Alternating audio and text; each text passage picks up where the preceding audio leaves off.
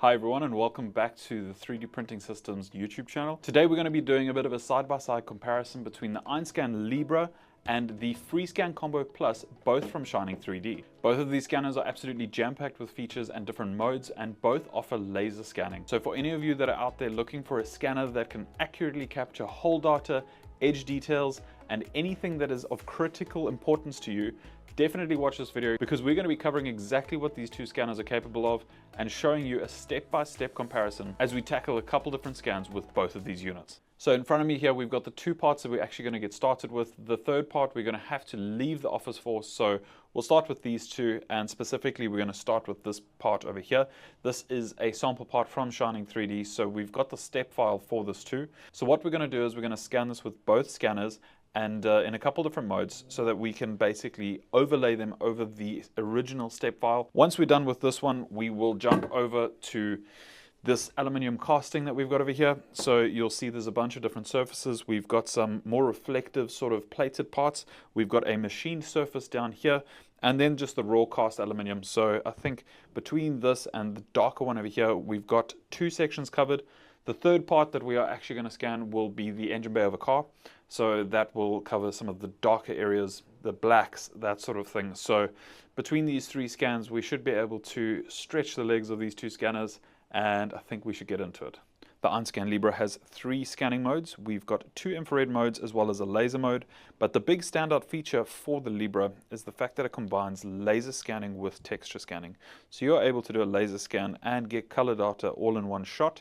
The Libre itself is a fully self-contained unit with a touchscreen on the back and packing a punch with a built-in NVIDIA graphics card. So not only are you able to have the freedom of being wireless, but you are able to have the freedom of being laptopless while scanning. So if you are the kind of person who needs to do a lot of traveling to scan, this might be a great option for you. Now moving on from our representative from the EinScan family, we have the Shining 3D FreeScan Combo Plus, and this compact little scanner might look small, but don't let it fool you. It packs a proper punch. With 50 crossed laser lines and an accuracy of 0.02 millimeters, you can be sure that any details will be caught by the scanner. And if you're not completely satisfied with the detail that you're getting, you do have the option to bump down to 7 lines and single line laser scanning as well, just to get those crucial areas thoroughly scanned. Now, although the Combo Plus is not wireless like the Libre, it is an extremely powerful and extremely fast scanner and would be a great addition to any workshop. It has a couple different modes, including infrared and laser, much like the Libre, but unlike the Libre, will not do color scanning with laser scanning.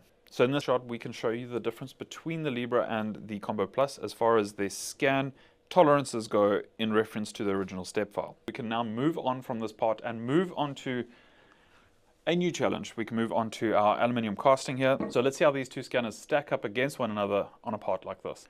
So both of these scanners did a really good job. The Combo Plus did an amazing job with capturing the details of the stamped parts that you can see here. But having said that, it just set the bar really high for the Libre. The Libre did a really good job as well. And apart from that, there wasn't much that separated these two scanners.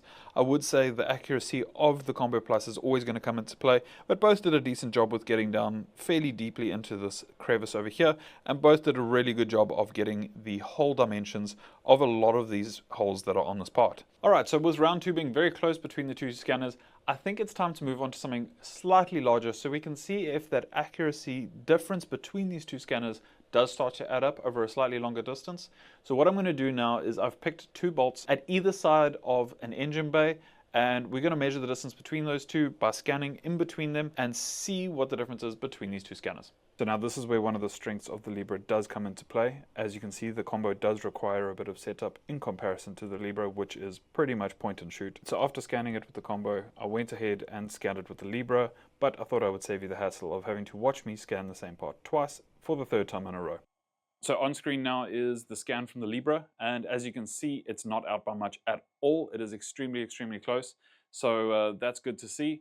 And now comparing this to the Combo, you can see that the Combo might be slightly ahead of the Libre, but it is still very, very close. That should be expected as the accuracy of these two scanners is 0.04 and 0.02 respectively. So with all of that done and out of the way, what do we think about these two scanners?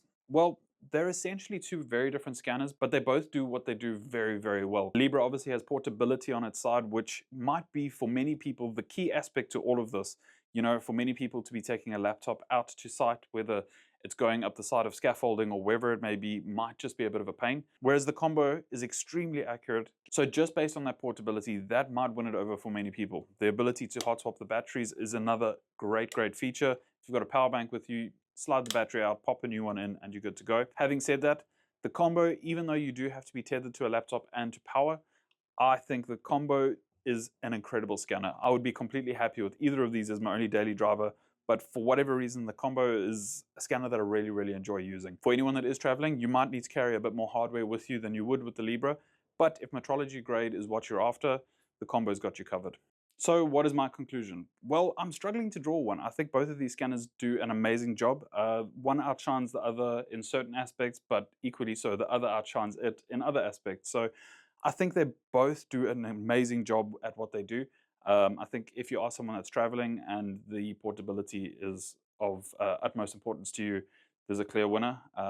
If you're going to be mostly in a workshop environment or in one position, or you are having to take laptops and that sort of thing with you anyway, the combo's got you covered. I think obviously that 0.02 millimeter accuracy will be important for some people over the portability. So it's a bit hard to draw a conclusion. There are two different scanners and they kind of do tackle two different problems. But at the same time, I would be equally happy with either of these in my workshop. That's where I'm going to leave it for today. Thank you so much for watching. If you've got any questions about 3D printing, 3D scanning, whatever the case is, please do get in touch with us at 3dprintingsystems.com and we'll be sure to get you sorted.